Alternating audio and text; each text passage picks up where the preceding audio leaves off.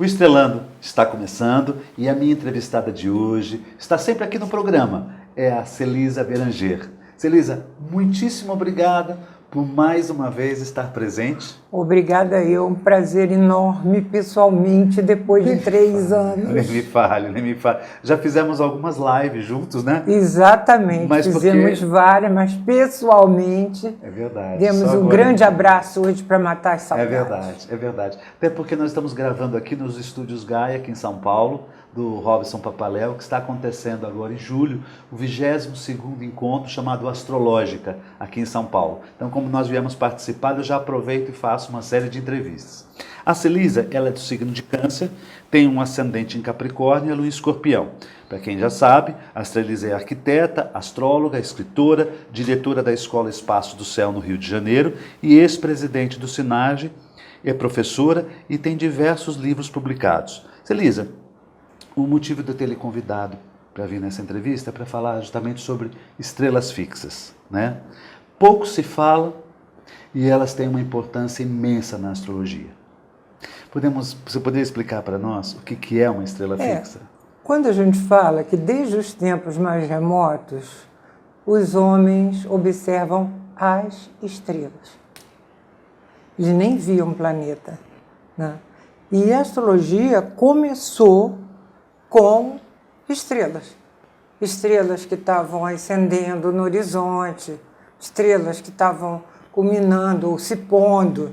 E então, na verdade, desde uma coisa que foi descoberta em 2000 pelo Dr. Michael Rappenglück, que na caverna de Lascaux está representado o touro e em cima as Pleiades. Que o touro tem 2 conjuntos de estrelas nebulosas, que a gente diz, porque são estrelas jovens.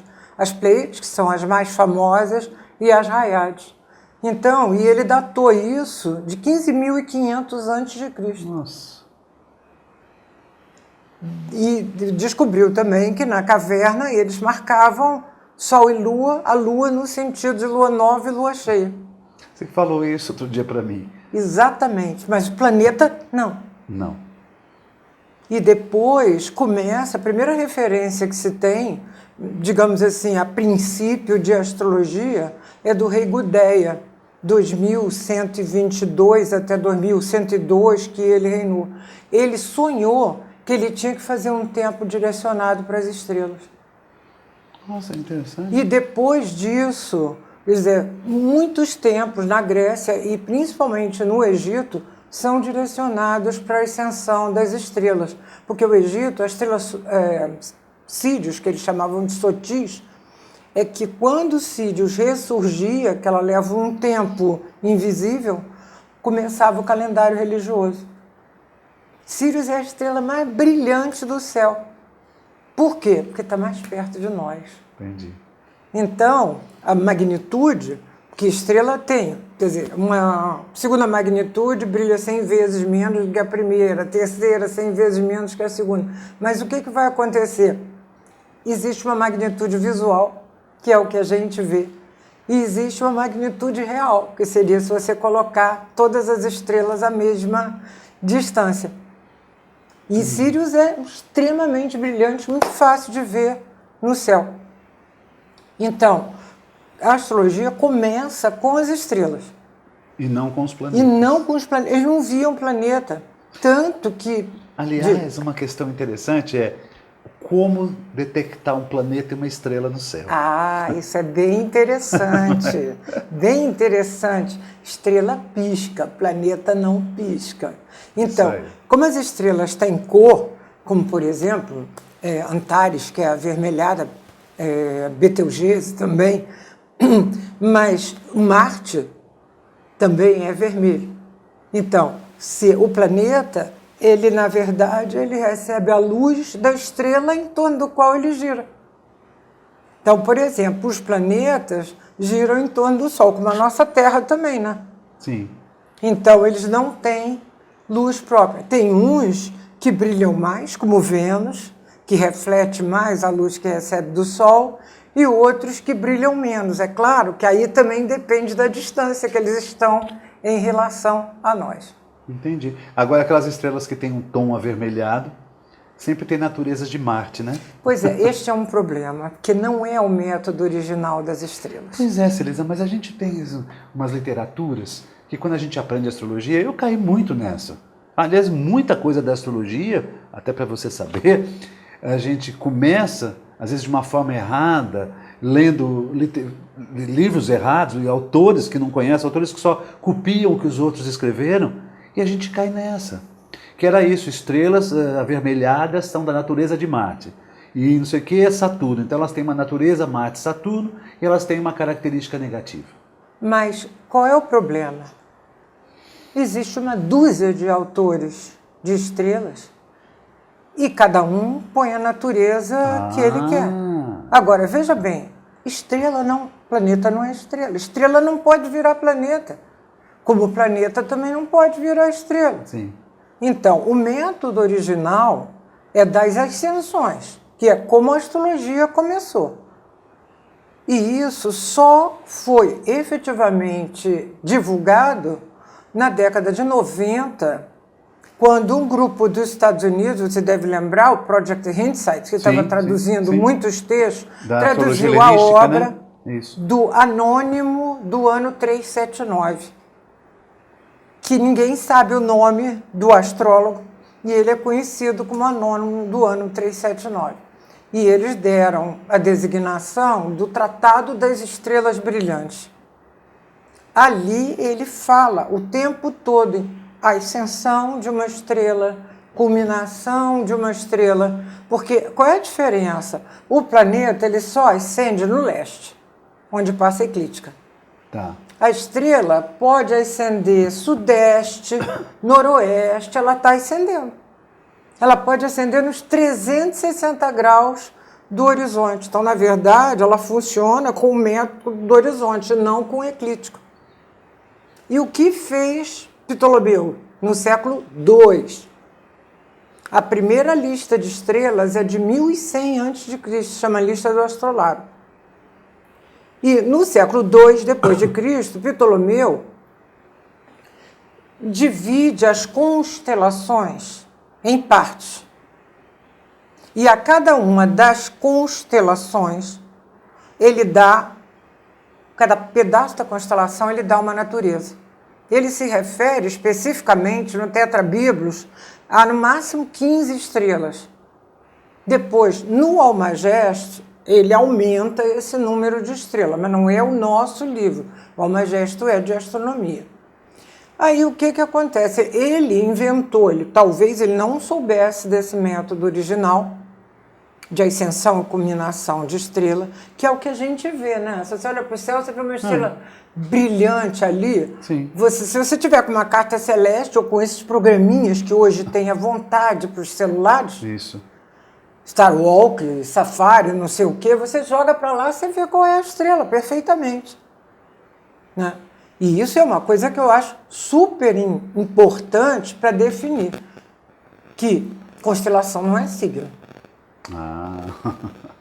Constelação é um aglomerado de estrelas. Foi como a astrologia começou. Este ano agora começaram com essa história de constelação, signos, todo ano tem. Volta e meia aparece esta droga de 13º signo. Marte vai estar mais próximo da Terra do que nunca. Não, isso daí... Todo ano eu recebo o mesmo e-mail, que em agosto. Que Marte está do tamanho da Lua. Nunca Marte pode estar do tamanho da Lua. E que é em agosto, sempre no mês de agosto, é o mesmo texto. Dizer, lógico, mas isso vem desde 2012, faz 10 anos isso, Jorge. Quer dizer, é uma loucura. Interessante. Agora, qual é a importância da estrela? O que difere a importância da estrela de um planeta? Olha só, tanto que quando os planetas começaram a ser vistos, que a referência que eu tenho é por volta de 1200 a.C., e que eles foram denominados estrelas errantes. Os planetas. Os planetas. Porque eles se deslocavam. Porque eles se deslocavam. Quer dizer, lógico, eles só conheciam os planetas visíveis. Urano é século XVIII para cá, Netuno e Plutão, até Saturno, que é visível a olho nu. Então, eles olharam aquilo ali e essas estrelas andam. Então, Se você pega os textos mais antigos, o próprio Anônimo, ele chama de estrela Ares, estrela Cronos, ele não chama de planeta. Se a estrela estiver subindo, Afrodite estiver subindo no horizonte, e uma estrela tal está culminando. E uma coisa interessante que o texto dele, ele ainda faz diferença para Marte e para Saturno, se o nascimento é diurno ou noturno. Ah, é? É, porque como o secto de Marte é noturno, para ele ficar mais bonzinho, por causa do úmido da noite, e o secto de Saturno é diurno, para ele ter mais calor, para diminuir o frio dele. Se o planeta está ali com uma estrela, mas se for de noite, o Marte recebe menos malefício do que se for de dia. Entendeu? Então, a grande questão é essa. Primeiro, é a ordem natural das estrelas, que você tem que primeiro considerar a constelação a qual ela pertence. Para a natureza dela. Para o significado dela, se começa pela constelação a qual ela pertence. Ah, pera. Então nós vamos deixar para o segundo bloco, essa informação. Voltamos já.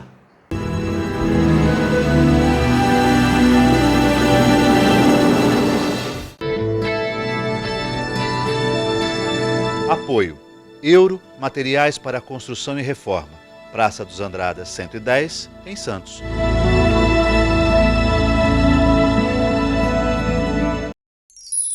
Comunicado. A Escola Santista de Astrologia está com inscrições abertas para os cursos regulares de formação em astrologia.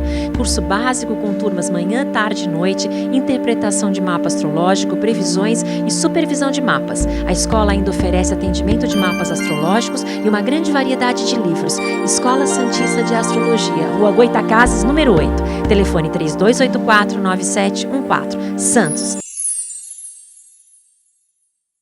A Escola Santista de Astrologia promove, no dia 10 de agosto, novas turmas para o curso básico de astrologia, tanto em formato presencial como online.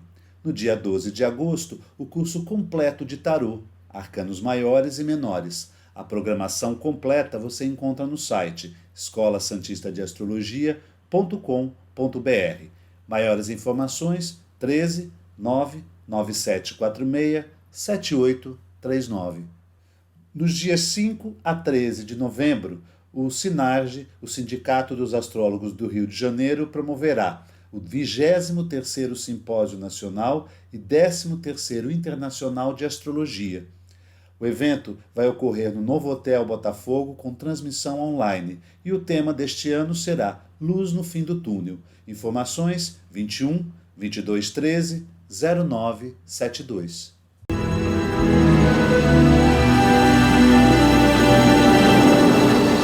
Voltamos ao segundo bloco, minha entrevistada é Celisa Beranger. Ela está falando sobre estrela fixa. Celisa, o significado de uma estrela é de acordo com a sua constelação. Começa pela constelação. Então, vou te dar um exemplo. Órion é possivelmente a constelação que tem mais estrelas importantes, que a gente vê facilmente no céu. Ela está ali por volta da linha do Equador. Então, ela tem 3 estrelas muito brilhantes, Betelgeuse, Bellatrix e Rigel, e tem Aunilã, o cinto das Três Marias. Três Marias, todo mundo conhece, é o cinto do caçador Órion. Então, a primeira característica dessas estrelas é a coragem. Porque a constelação é de um caçador. Muito corajoso. Por exemplo, Bellatrix vai ser uma coragem um pouco mais temerária do que Betelgeuse. Que, aliás, Betelgeuse, no ano passado, todo mundo achou que ela ia explodir. Porque ela aumentou de tamanho, ficou mais vermelha, depois voltou ao normal. E pensaram que ela ia virar uma supernova. Olha que interessante. Entendeu? De tanto que ela aumentou de tamanho. Porque eu acompanho essas coisas de astronomia Sim. até porque, eu digo assim, Então, por exemplo, se você pega a estrela Antares, como você fala, Antares é uma das reais. Das reais, são... De Escorpião. São 3, né? Aldebaran, Antares, Aldebaran, de Touro, que Fomalhaut. o Anônimo considera a melhor estrela do céu. Aldebaran? Aldebaran. E porque Aldebaran, de Touro, ela é uma estrela dada assim a governantes, ela é uma das estrelas que promete sucesso, muito sucesso. Ela está em Touro. Ela está em Touro. Lembra do grau dela? Não sei, Também porque não. eu sou contra essa projeção na eclíptica. E como é que você utiliza isso na prática? Então, nós temos programas em astrologia que dão o método dos parãs. Porque o parã veio de paranatelonta, grego, ascender com. Roubaram esse nome para a astrocartografia. Quando eu comecei a estudar estrela, é que eu descobri que a astrocartografia roubou, porque isso é das estrelas, os parãs são das estrelas. Por exemplo, uma estrela está no horizonte, leste ou oeste, não importa, e um planeta está culminando, isso é um parã. Uma estrela está ascendendo ou está se pondo e um planeta está culminando. O mais importante é quando a pessoa tem no mapa uma estrela ascendendo com um ascendente ou culminando com o meio do céu. São as posições mais importantes. Então, a história dos antigos é essa. O sucesso está escrito nas estrelas, mas é nas estrelas mesmo, não é nos planetas. Se você pega alguns mapas, como o mapa do John Kennedy, por exemplo, você não vai ver nada para ele ter ascendido até onde ele ascendeu e até para depois ter sofrido o que ele sofreu, morrer assassinado. As estrelas falam. Então, na verdade, eu acho que, eu falo assim, a grande divulgadora dos parãs das estrelas é a australiana que mora na Inglaterra, Bernadette Brad, que já escreveu 3 livros a respeito disso. De estrela?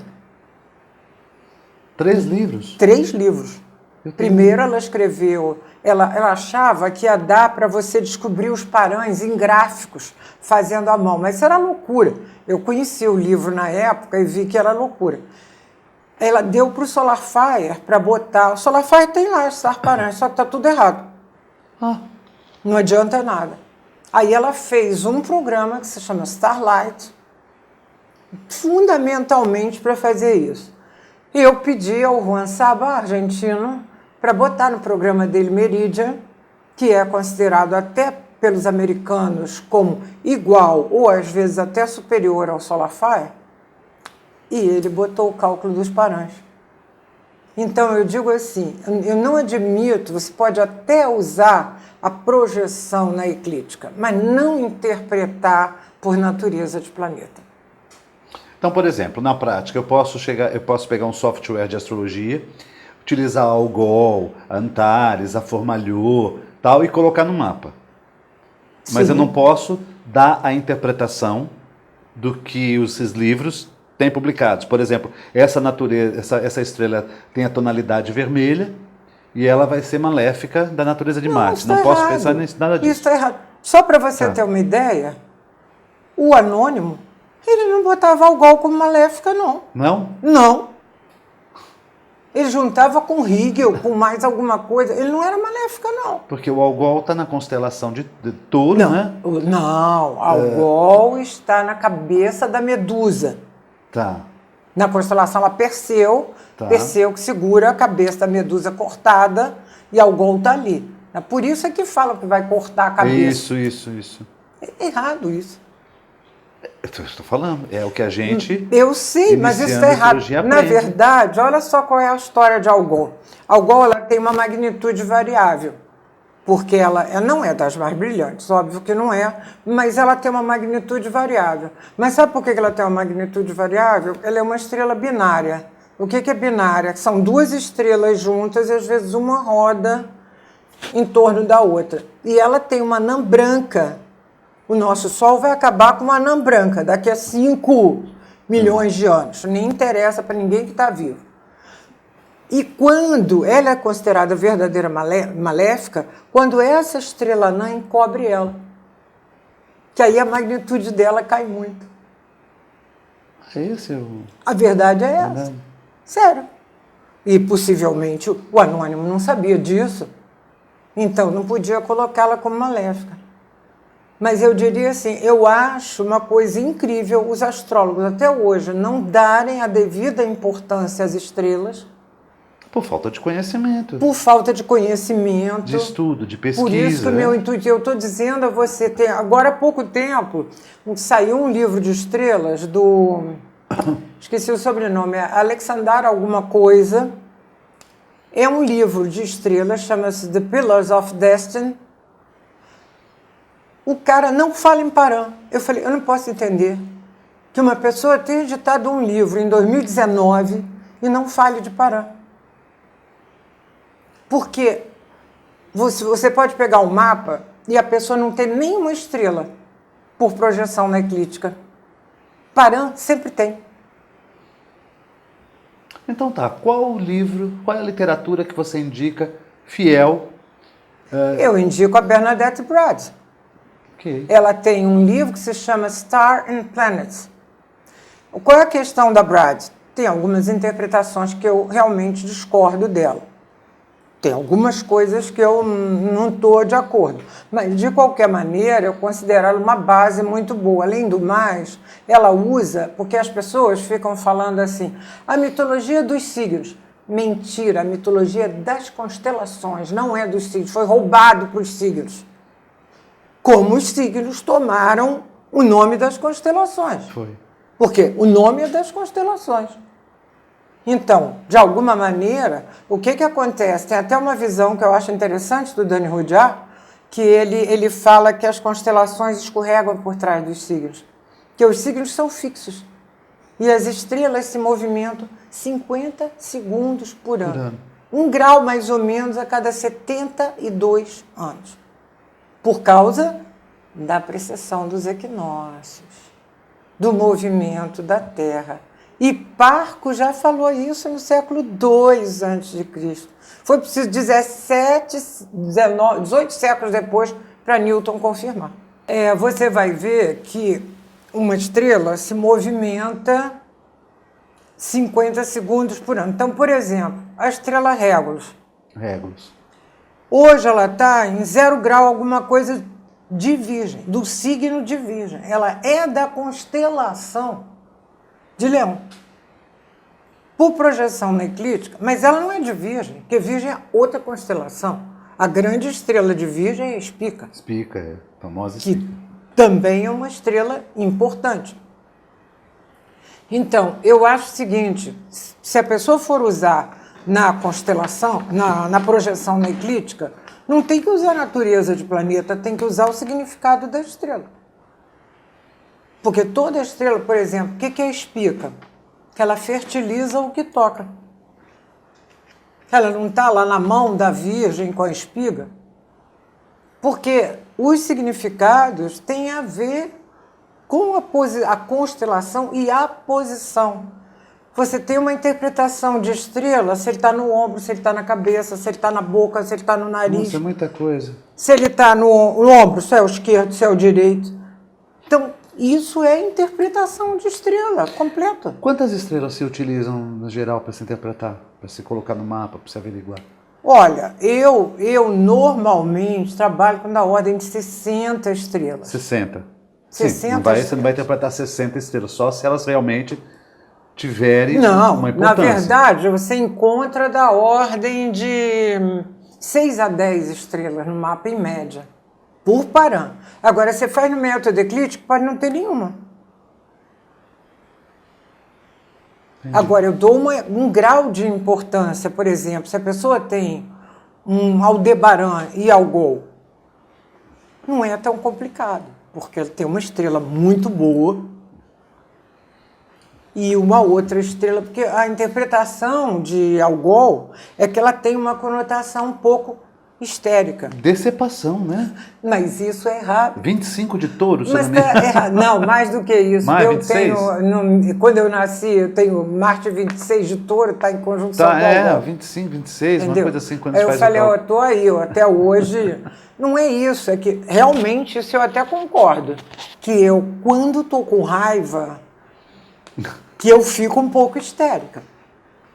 Mas não quer degolar ninguém. Mas não quero degolar ninguém, entendeu? E nem é degolar. É degolar, por isso que eu estou dizendo, você tem que saber aonde aquilo está localizado, porque está na cabeça cortada da medusa. É a posição de Algol. Entendi. Fala uma coisa, Celisa. Que orbe você utiliza da estrela? Olha, máximo 1 grau. Máximo 1 grau. Porque eu não falei que ela anda 1 grau cada 72 anos? Tem gente que usa trânsito de estrela, você acredita? Trânsito? Trânsito de estrela. como? Se você tem uma estrela a 32 minutos de distância, quando aquilo fizer orbe zero, é o trânsito da estrela. Isso é uma bobagem, isso daí. Não serve para Por isso que eu nada. falo para você, às vezes, a gente tem umas literaturas que, como não conhece do assunto, acaba acreditando no que o autor está Eu dizendo. estou te falando, eu tenho mais de uma dúzia de livros de Eu autores também tenho. de natureza. Aí você compara, um dá uma natureza, outro dá outra, outro dá outra. 2 concordarem já é a maior raridade. Exatamente. Agora, eu sigo a Bernadette Brad. Mas não se monta um mapa só de estrelas para interpretar. Tem que ter o planeta e a estrela. Não, com certeza. Não A estrela confirma a ação de um astro, positiva ou negativa? Não. A estrela, ela é mais forte do que o planeta. Na astrologia, tudo que é mais lento não é mais forte? É, Então. infelizmente. Então, se ela leva 1.260 anos para percorrer 30 graus, não tem nenhum planeta que vai fazer isso. Então você monta um mapa só de estrelas? Não. Não. Eu monto o mapa e o que eu vejo? Todas as estrelas relacionadas ao Sol, todas as estrelas relacionadas à Lua. Na opinião do anônimo, é mais importante você ter uma boa estrela ligada à Lua do que ao Sol. Ele te vai dar popularidade, vai tornar você conhecido. Entendeu? Ele dá mais relevância à Lua do que ao Sol. A vantagem do anônimo é que ele usa os 2 métodos. Ele usa o método de Ptolomeu, ele até fala da natureza, mas ele usa a interpretação das estrelas. Entendi. E onde a gente encontra esse material? Eu estou tentando acabar de traduzir. Então teremos isso no mercado. Mas olha só, não adianta que a pessoa não vai conseguir ler se não tiver um conhecimento prévio disso. Que você pode nos oferecer, dando um curso e tudo Eu mais. faço isso. Ótimo. Faço isso. Tem até um curso meu lá no Hotmart de estrela. Já exatamente, já pronto, que está lá disponível. Acabei de dar um agora, essa semana Celisa, terminei. eu estourei todos os tempos da entrevista e tenho várias outras perguntas ainda que a gente, ao longo desses anos, a gente vai terminar. Quero te agradecer muito, mais uma vez, a presença aqui. E volte sempre. Eu que agradeço, é um Sempre. prazer imenso. Muito obrigado, Celisa. E para vocês, uma excelente semana a todos.